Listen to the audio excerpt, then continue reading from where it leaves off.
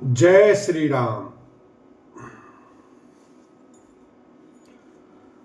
प्राची दिशि शशि ओयउ सुहावा, सिय मुख सरिस देख सुख पावा।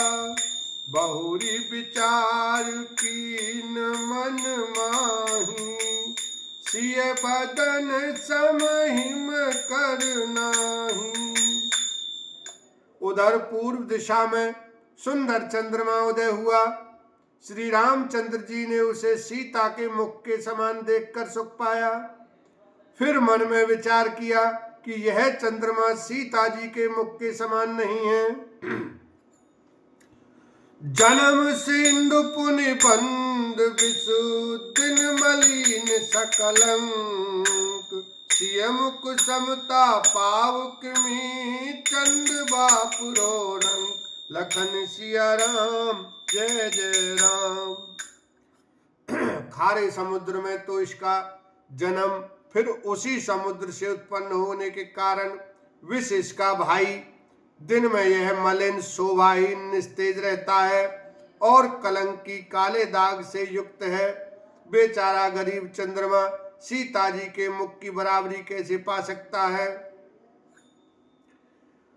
घटहि बढ़ई बेरहिन दुखदाई, ग्रसई राहु निज संधि पाई। कोक शोक प्रद पंकज द्रोही, अवगुण बहुत चंद्रमा तोही। फिर यह घटता बढ़ता है और विरहिणी स्त्रियों को दुख देने वाला है। राहु अपनी संधि में पाकर इसे ग्रस लेता है। चकवे को चकवी के वियोग का शोक देने वाला और कमल का वैरी उसे मुरझा देने वाला है। हे चंद्रमा, तुझ में बहुत से अवगुण हैं जो सीता जी में नहीं हैं।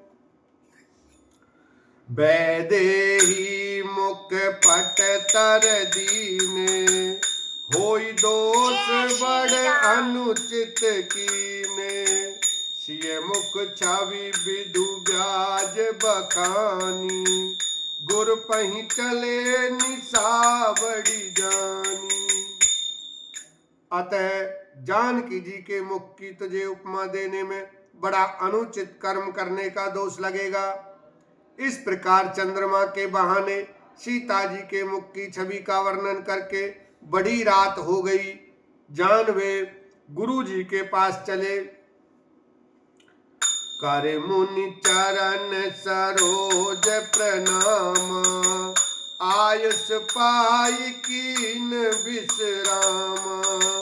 विगत निसार घुनायक जागे, बंधु बिलो की कहन अस लागे।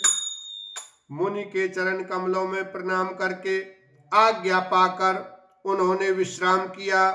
रात बीतने पर श्री रघुनाथ जी जागे और भाई को देखकर ऐसा कहने लगे। ओयउ अरुण अवलोकहु ताता, पंकज कोक लोक सुख दाता। बोले लखन जोर जुग पानी, प्रभु प्रभाव सूचक मृदुबानी।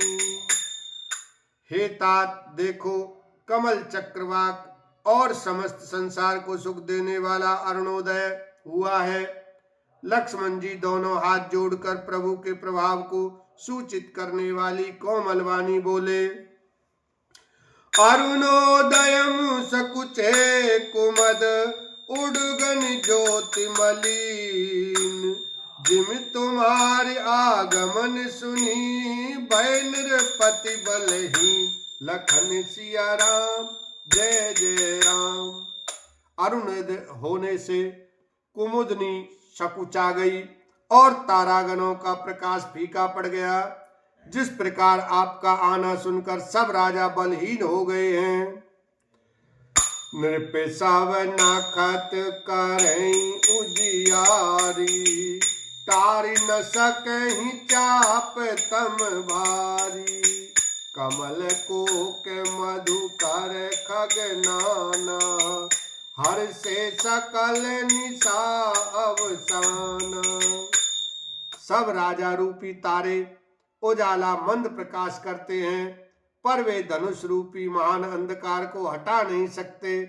रात्रि का अंत होने से जैसे कमल, चकवे, भौरे और नाना प्रकार के पक्षी हर्षित हो रहे हैं, ऐसे ही प्रभु सब भगत तुम्हारे, होई हैं टूटे धनुष सुखारे।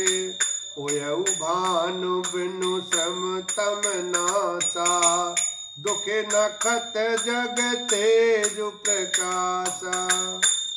वैसे ही हे प्रभु, आपके सब भक्त धनुष टूटने पर सुखी होंगे। सूर्य उदय हुआ, बिना ही परिश्रम अंधकार नष्ट हो गया, तारे छिप गए, संसार में तेज का प्रकाश हो गया। रवि निज उदय ब्याज रघुराया, प्रभु प्रताप सब निरपन दिखाया। तब भुज बल महिमा उदघाटी, प्रगति धनु विघटन परिपाटी। हे रघुनाथ जी, सूर्य ने अपने उदय के बहाने सब राजाओं को प्रभु आपका प्रताप दिखलाया है। आपकी भुजाओं के बल की महिमा को उद्घाटित करने, खोल कर दिखाने के लिए ही धनुष तोड़ने की यह पद्धति प्रकट हुई है। बंधु बचन सुनि प्रभु मुस्काने, होई सुचि सहज पुनीत नहाने। नित्य क्रिया करि गुरु पहि आए, चरण सरोज सुभग सिर नाए। भाई के वचन सुनकर प्रभु मुस्कुराए। फिर स्वभाव से ही पवित्र श्री राम जी ने शौच से निवृत्त होकर स्नान किया और नित्य कर्म करके वे गुरु जी के पास आए। आकर उन्होंने गुरु जी के सुंदर चरण कमलों में सिर नवाया।